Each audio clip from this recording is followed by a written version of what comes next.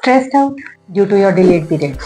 Friends, periods का delay होना शायद एक बहुत बड़ी स्ट्रेस का इशू हो सकता है। जनरली हम डिलेड पीरियड्स किसको कहते हैं कि डिलेड पीरियड्स में डिलेड मेंसेस। इसे हम कब कहेंगे जब हमारे पीरियड्स जो है मोर देन 5 डेज तक डिले हो रहे हैं और पिछले मिनिमम 3 मंथ्स से वो हर बार 5 डेज प्लस पे ही आ रहे हैं और ये 5 डेज प्लस 5 डेज की जगह पे 15, 20, 1 मंथ, 2 मंथ, 3 मंथ कितना भी डिले हो सकता है। तो all that is considered delayed menses.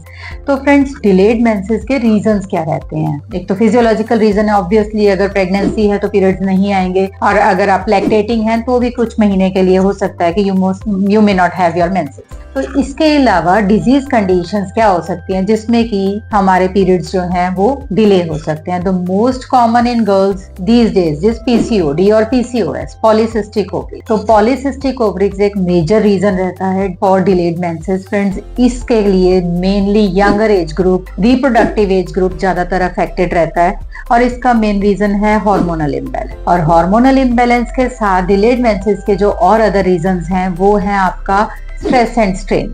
अगर आप बहुत ज्यादा स्ट्रेस्ड आउट हैं, even then you can miss your periods. और अगर इसके अलावा आपका सोने का तरीका ठीक नहीं है, आपके लाइफस्टाइल ठीक नहीं है, आपका खाने का तरीका ठीक नहीं है, सारा दिन आप बैठे रहते हो, तो that may also be a reason behind your delayed menses. तो इन सब को लेकर अगर हम चलें तो basically why delayed menses is a point of concern. Point of concern is because it shows your reproductive health is not good, your eggs are not forming at proper time। जो आपका eggs का formation है वो delayed है और eggs का formation delayed है, तो obviously when you'll come in your reproductive age you are not going to conceive easily। तो pregnancies जो है वो बहुत tough हो जाएंगी और may not happen अगर आपका ये cycle normal नहीं है। तो इसके अलावा you may have your hair growth, abnormal hair growth, जिसे हम hirsutism कहते हैं। तो ये भी एक point of concern रहता है कि गर्ल्स में जनरली हिर्सुटिज्म की दिक्कत आ जाती है because of your hormonal imbalance. So आप उसके लिए क्या कर सकते हो? तो फ्रेंड्स, हार्मोनल इम्बैलेंस के लिए the most important thing is your lifestyle. That is you must have some exercise daily, fruits, green veggies, lot of water and exercises के साथ साथ yoga, stress management. If you are having any stress issues, go for meditation, yoga, deep breathing exercise. ये सब आपको stress management में help करेंगी।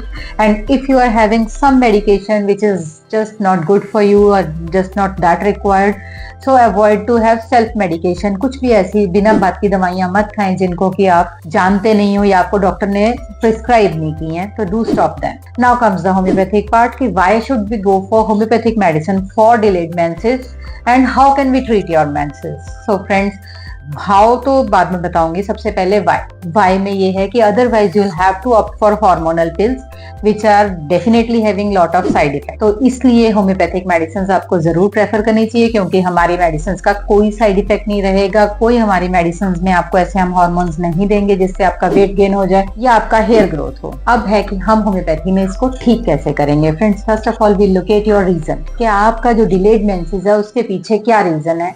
आपका hormonal imbalance है या आपका स्ट्रेस है या आपका लाइफस्टाइल है, and accordingly we treat. We have got so many medicines for your PCOD like calcarea का, folliculinum, calcarea fluor, apis mel, sepia, puls, natrum mur and a lot of medicine। All of them are very good at curing your PCOD at any stage, and for that you need to contact me। This is Dr. Bharti Goyal। Have a good day। Bye bye।